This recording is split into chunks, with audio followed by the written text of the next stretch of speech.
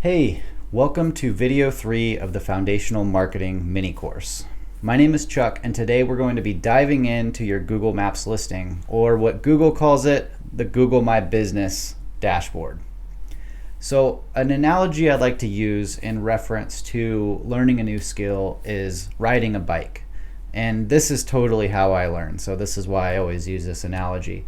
But if you wanted to ride a bike and you had never seen anybody do it before, you had never tried to do it yourself, you might go to the library, rent some books, read about how to do it, but it still wouldn't be clear.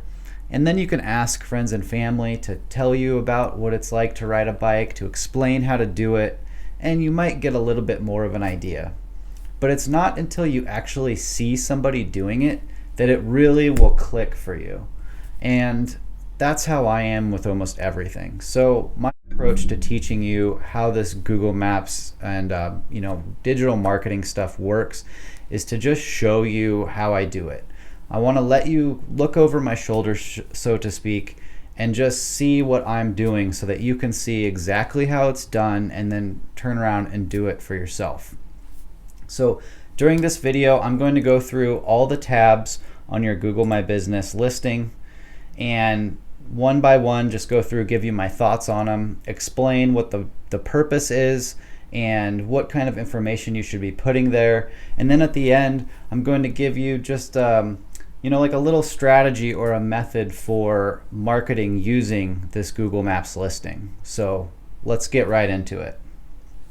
I'll start off with just breezing through the dashboard really quick. When you get your own listing, the first thing you should do is spend 20 or 30 minutes just going through, reading everything that's here, clicking on things. Just click on stuff, click on everything, and see what it is, and just familiarize yourself with it. So going through here, you can see I've got a few buttons up here and create a post. I could add a photo, can create an ad. Advertise easy in minutes, start now. Okay, so we've got two buttons right here on the top of the screen telling me that I can start advertising. Now I told you in the last video that Google makes hundreds of billions of dollars every year from advertising, so they want you to advertise. So keep these things in mind. Google designs this thing very carefully. They've got teams of engineers being paid hundreds of thousands of dollars to fine-tune this dashboard and make it as valuable as possible for you, but also for them. Google uses all this stuff to make money, so don't forget that. So when Google is putting something in your face, they're doing that on purpose. It's not on accident.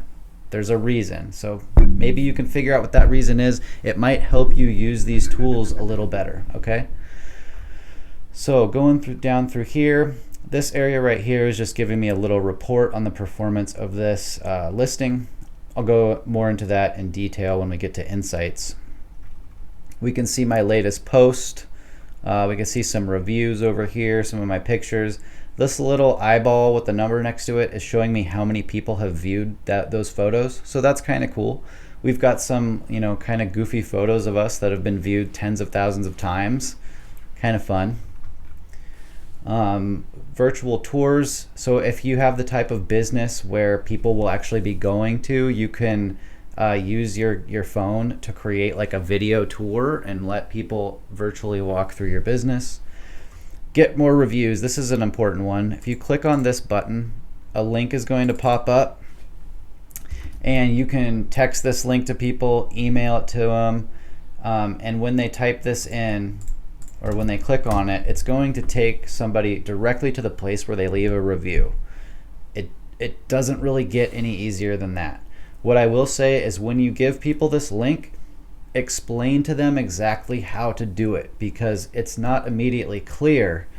I've had people fill this out, type in a whole nice thing, upload a few pictures, press post, and it just wouldn't work. And it's because they weren't clicking on the stars up here. You have to click on these stars or you can't publish the post, but it doesn't tell you that. So keep that in mind. When you're getting reviews, you really want people to do it. And if there's something holding them up, that could cost you the review, and you don't want to let that happen. Going down, I'm going to breeze through. I'm going to skip over some of this stuff because there's a lot of stuff here. Complete your business profile 85%. I just want to stress to you that this is an art, not a science. You don't have to fill everything out 100% in order to get results.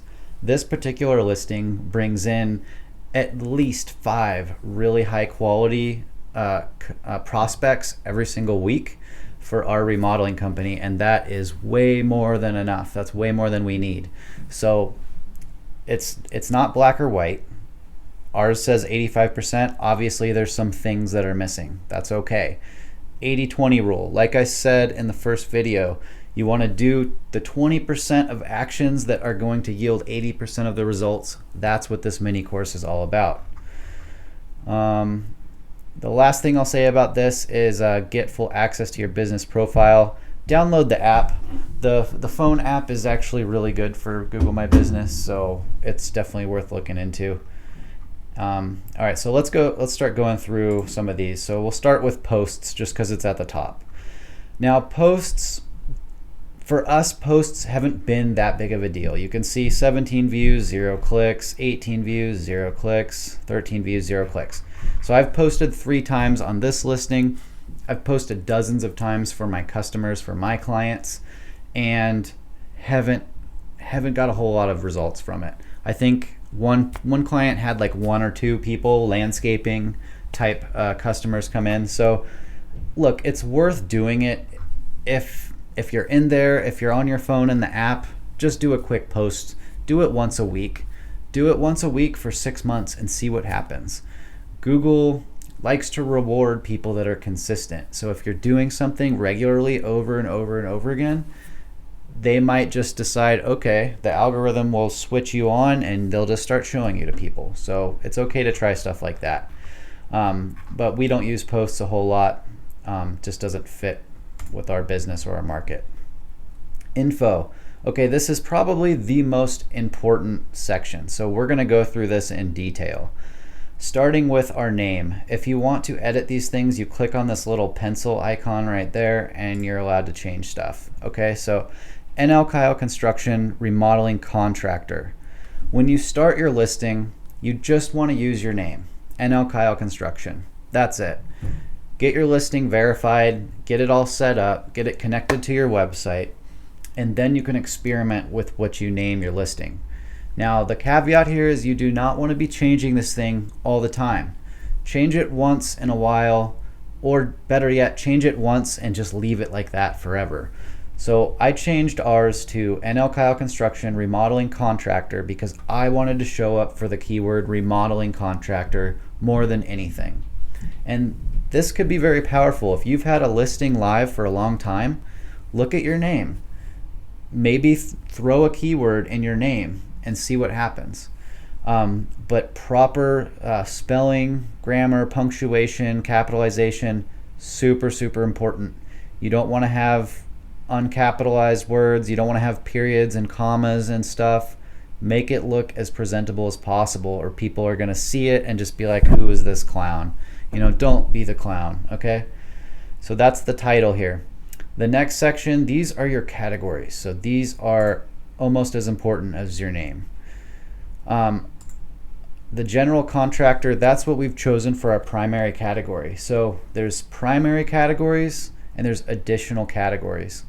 Your primary category is going to be obviously your primary category. So choose the one that is most relevant to your business.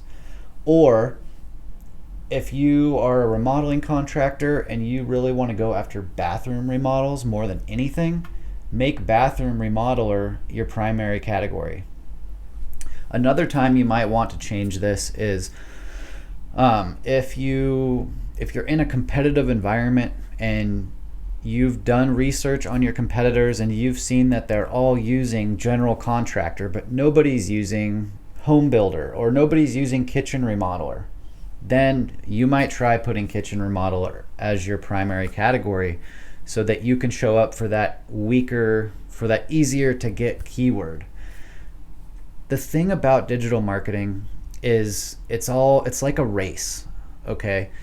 You are racing against your competition, the other companies in your area. So you don't have to be the best in the world You only have to beat the people that you're competing against. So keep that in mind. With digital marketing, it's important to be able to look at your competitors and see what they're doing and understand what they're doing. And the easiest way to do that with Google Maps is just to go on Google, run some searches pretending that you are like one of your customers, and through the eyes of one of your customers, look at your competitors and see what they're doing. Take notes, get really familiar with that, and then set out to make your marketing at least a little bit better than them. And if you can get just a little bit better than all the rest of your competition, then you will get the most leads online. That's what it's all about. Another theory, this hasn't been proven, and again, Google doesn't tell us how to win this game. They just provide the platform. So everything requires a lot of testing and attention. You got to be paying attention to this on a regular basis and seeing what's going on and making 1 or 2 changes and then waiting 3 or 4 weeks to see what happens. But if you're in a very competitive area, you might just have one category, like laser focus on that one category. If you're in a less competitive area like I am, then you can afford to spread yourself a little thinner and choose multiple categories. So that's all I'm going to say about categories. Super important.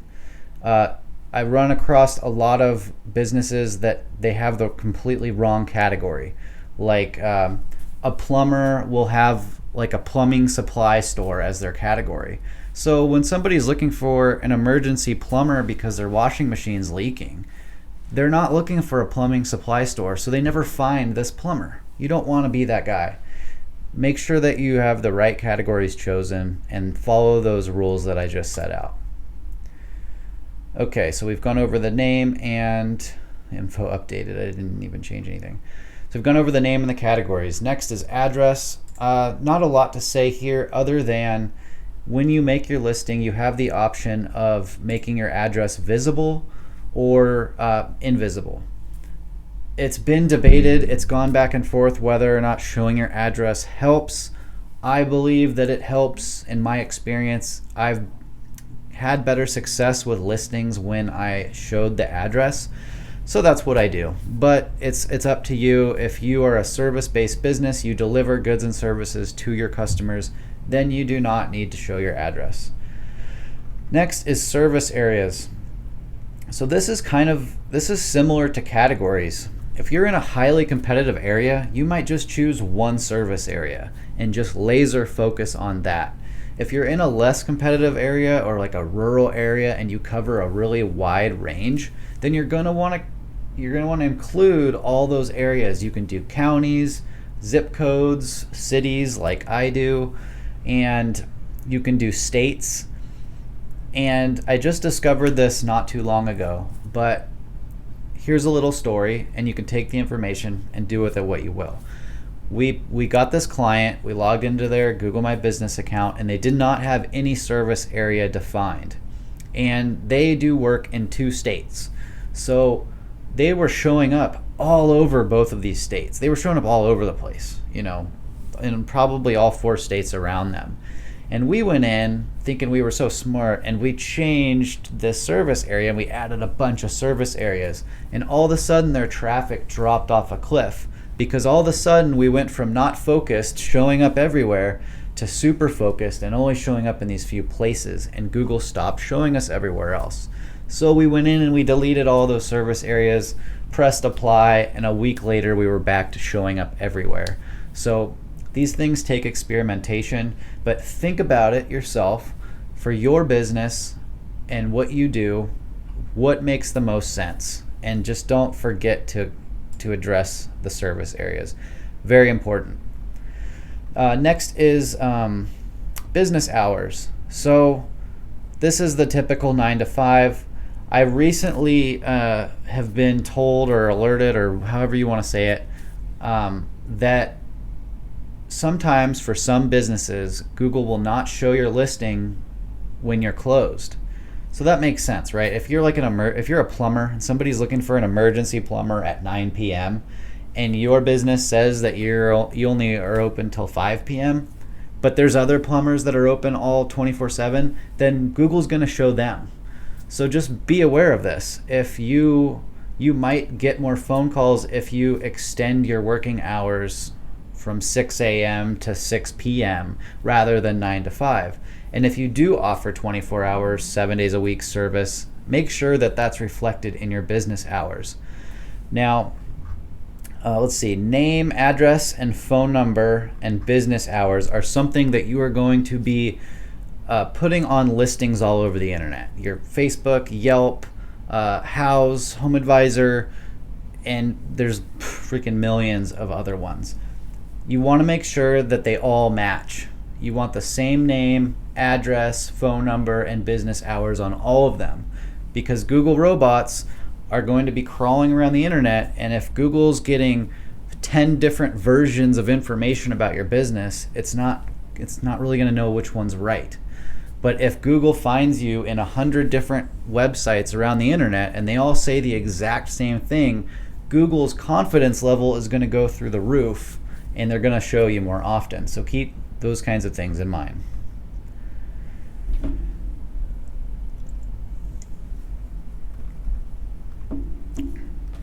Okay, moving on. Down here we've got the phone number.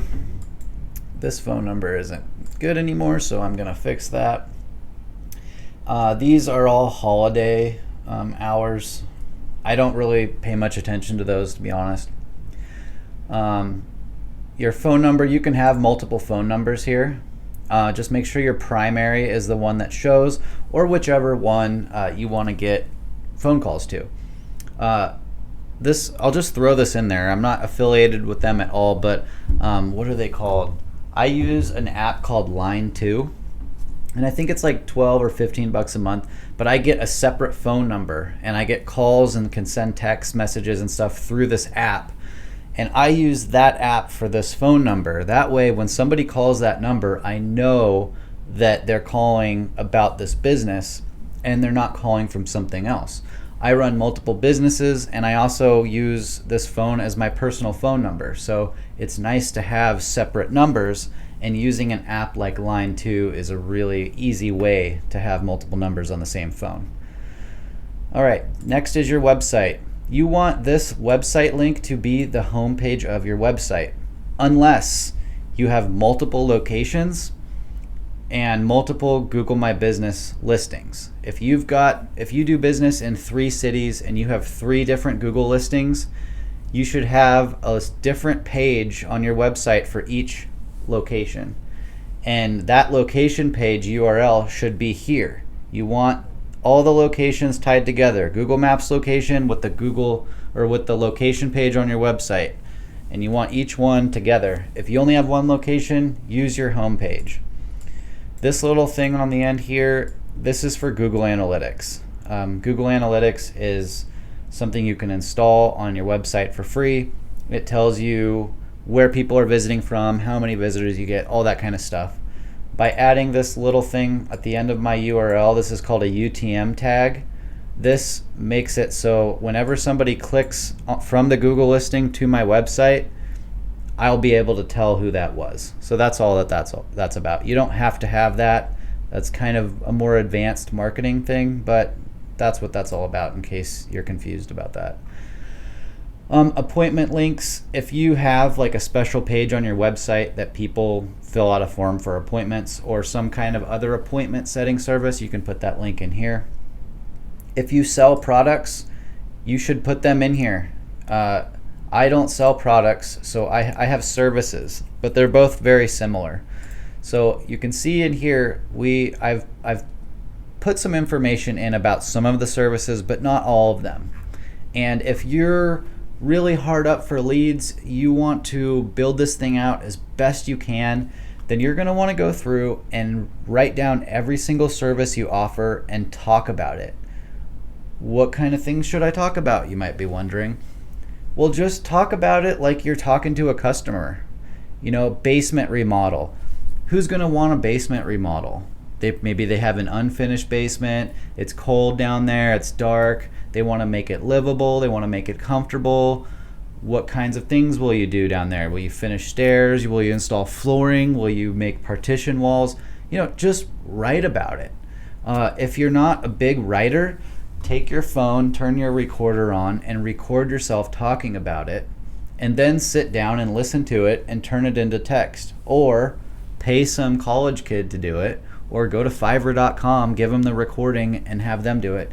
Find a way to get this text on there. If you put a bunch of good, valuable information in here, Google is going to reward you by showing you more on the Google search results, and that's what this is all about. Now, onto the website tab. So you can see here I clicked on website, and Google just made this little website for me all on its own. I don't use this website. I have my own website. I build websites. I know how to do that stuff.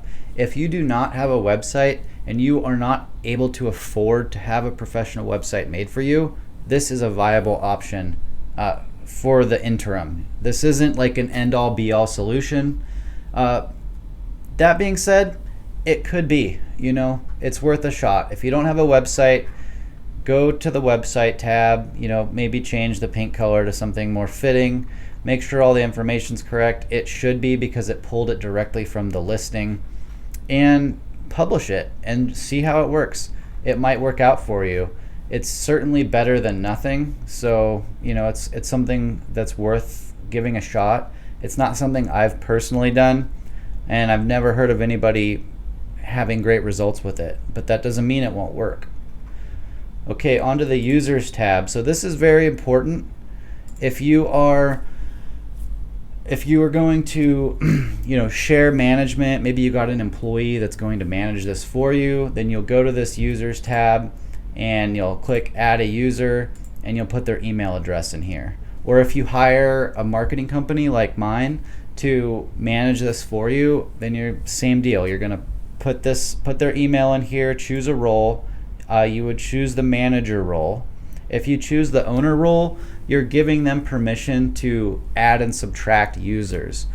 That's totally okay. Just make sure you trust the person that you're doing that, because they can delete you as a user if they want to.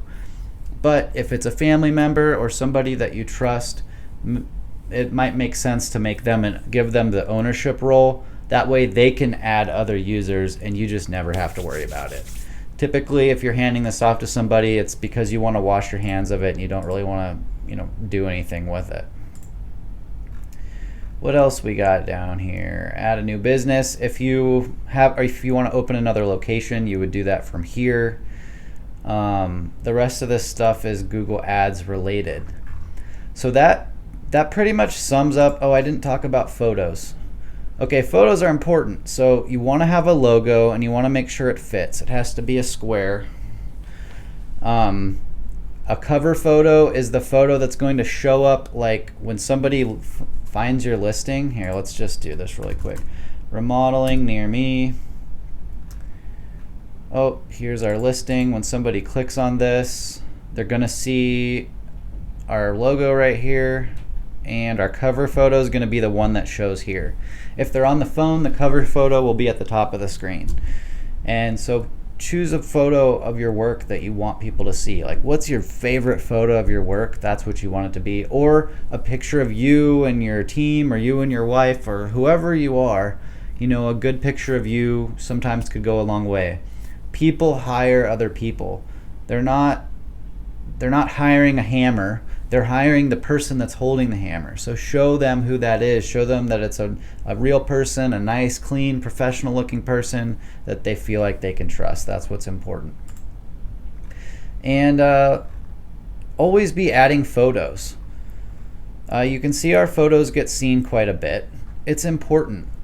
It might not be as important to some businesses out there. If you're an emergency plumber, maybe people don't really care to see a picture of a pipe, but they do care to see a picture of you. So put a picture or two of you on there so they know who's going to be coming into their house. For us as a remodeling company, pictures are worth a million words. Everybody that hires us looks through our pictures first. So always be adding pictures. And a little SEO tip for you: if you take a picture with your phone and you upload it into the app from the location that you took the picture, Google knows that. Google is watching where you uploaded that picture from. There's even information inside the picture that tells them the geo coordinates of where that picture was taken. Little creepy, I know. But the point is Google's watching everything. So if Google sees you taking pictures all over this city, and over in this city too, it's going to be more likely that they show you in that other city too. You might be the only contractor in that city posting a bunch of pictures on your Google listing from that area. And so Google uses all of these little bits of information to understand who you are, who your business is, who you serve, and where you serve them. So be taking lots of pictures and uploading them from the job sites. It will help you out a lot. Let's see, I did not cover the insights section. So this part's pretty cool, and this goes into some of my final points. So the way that I approach this is on a monthly basis, I will go to this insights page and I'll look and see what's going on. At the top here, this is just like a little overview. Right here we've got, this is the amount of traffic you're getting. So this listing showed on search 664 times on the search. So what does that mean? On search means it's down here in this area. So up top we've got ads. Below that we have Google Maps. This is everything to do with this listing is showing up right here. That is why we focus on that so much. It's showing up right at the top of Google, right underneath the ads. People are paying $20, $30, $40, sometimes over $100 every time someone clicks on one of these ads. But not right here. This is the best spot to be on the internet if you're a small business. I'm beating a dead horse. I talked about that in the whole last video.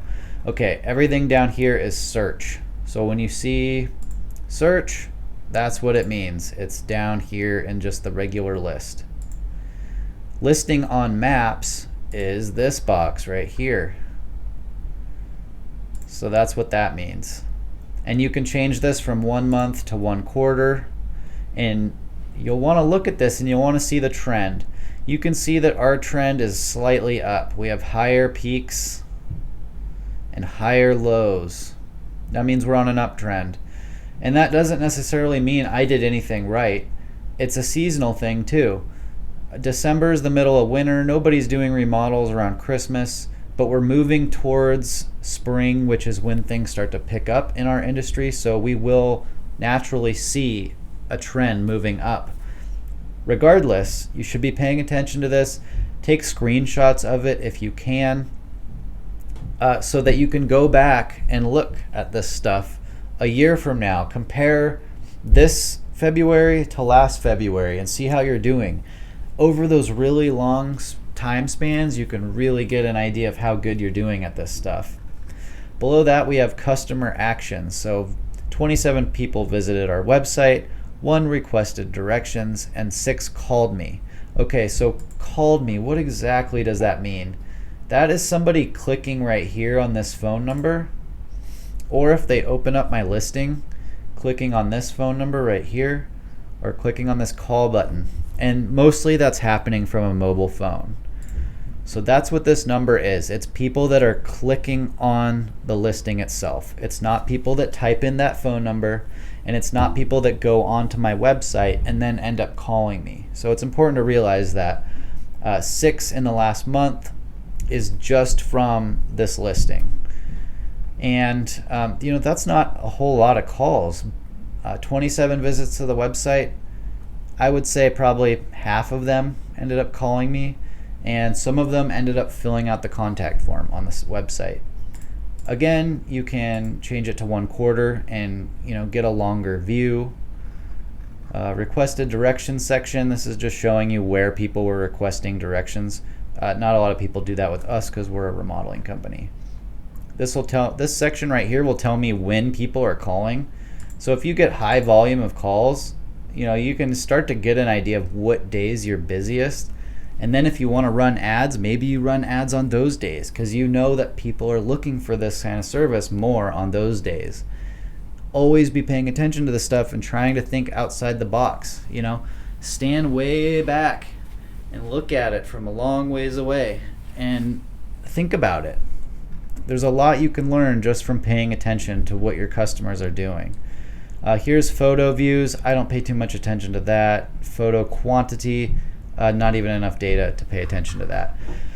Now up here at the top, see new profile performance. Google My Business has changed a little bit, so now they're letting us go back 6 months instead of only 3. So it's even more data. Who doesn't love more data? And we can see, who was calling, how many each month for 6 months. Down here we get to see what people were typing in. So this is super cool. This is actually what people were typing in order to find us. Remodeling contractors near me. Remember I told you I changed our name to Remodeling Contractor because I wanted to show up for that keyword more than anything else. And here's the evidence that A, it was a good move, and B, it worked. People are searching for that word, that term, and people are finding us with it. General contractors near me, that's super valuable to us too. NL, not so much.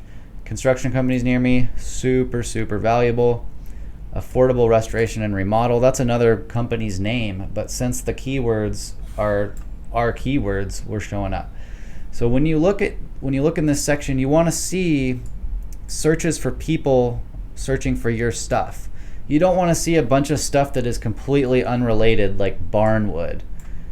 If you get a ton of traffic but it's all irrelevant, then it's no good to you.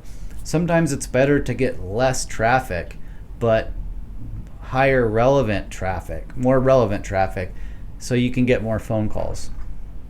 So I'm going to leave you with this. Go through your listing, fill out everything to the best of your ability, and then put it on your calendar once per month to go through the Insights tab and open up this report and look and see what's going on. Are you getting more calls every month? Are you getting less calls? Are you getting no calls? What about the level of traffic? Are these numbers going up? Is the trend going up? And keep a list, like a short list of 5 things that you might change on your listing to get better results. And then each month change one of those things and keep track. Write down what you changed and what you expect to happen. And a month later, go back, look at the charts, look at what you changed, try to assess whether or not that change that you made had positive or negative results, and then do the same thing again. And do that every single month forever. That's marketing. That's exactly what we do for ourselves and for our customers, and that's what you must do if you want to be on top of your market. So that about sums it up for the deep dive into the Google My Business dashboard. If you have any questions, leave them in the comment section. I'll do my best to answer them, but you should have no problem taking the information in this video and running with it, and think for yourself. Ask yourself any questions and just try to answer them. This stuff isn't that complicated. It's easy to make it more complicated than it is and assume that you don't know the answer to things, but I would be willing to bet that you know more than you think you do, and this stuff is really just common sense. Think through the eyes of your customer, put yourself in their shoes, and make sure that every move you make is improving the experience they have with you and your business.